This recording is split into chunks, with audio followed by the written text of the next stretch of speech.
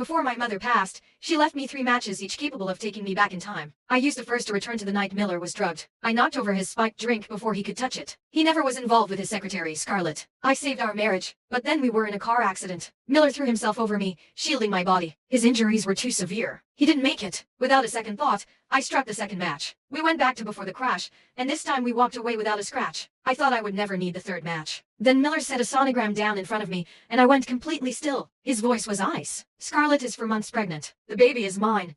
A ringing filled my ears. The fact that I survived that accident means God gave me a second chance, a chance to go after what I really want. You can keep the title of Mrs. Miller. Just stay out of Scarlett's way. I couldn't figure out how Miller still remembered the accident. When did it start? I asked. That doesn't matter anymore. Scarlett grew up with nothing, no stability, no security. What I feel for you now is more like family. The love is gone.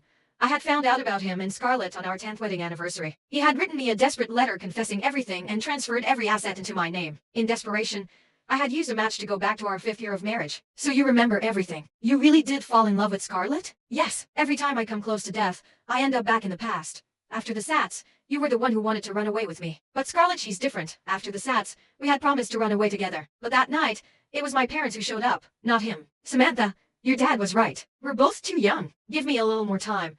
I defied my father and married him anyway. Now Miller looked at me with cold, flat eyes. You can always file for divorce. Of course, your mother's medical bills would become your problem to handle alone. He walked out. My mother had taken Miller in after she learned he had no parents. She treated him like a son. And yet, no matter how many times I went back, she still got cancer. Every time, I went after him. What gave him the right to betray me again? Scarlett was outside, her arms looped around his neck. The baby and I have been waiting forever. Miller smiled. There's a Sotheby's auction coming up. I saw some jewelry that would suit you perfectly. I watched him kiss Scarlett, and when she pulled back, he leaned in and kissed her again. We hadn't been that close in years. We hadn't actually kissed since our honeymoon. I pulled out the last match. A nurse nearby sighed. Apparently Scarlett fell in love with the house where Miller's wife lives. So he's selling the place, moving his wife to some apartment near the hospital.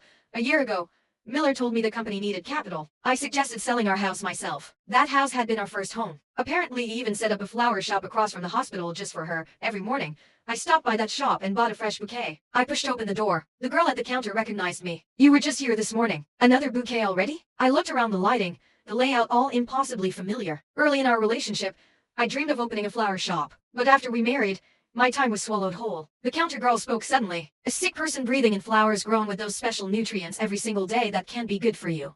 What do you mean? The girl pulled me into the corner. Those flowers just cause allergies. But the manager told us you tried to tamper with her husband, and luckily he tricked you into signing a fake marriage certificate. She said someone helped her get rid of your baby too,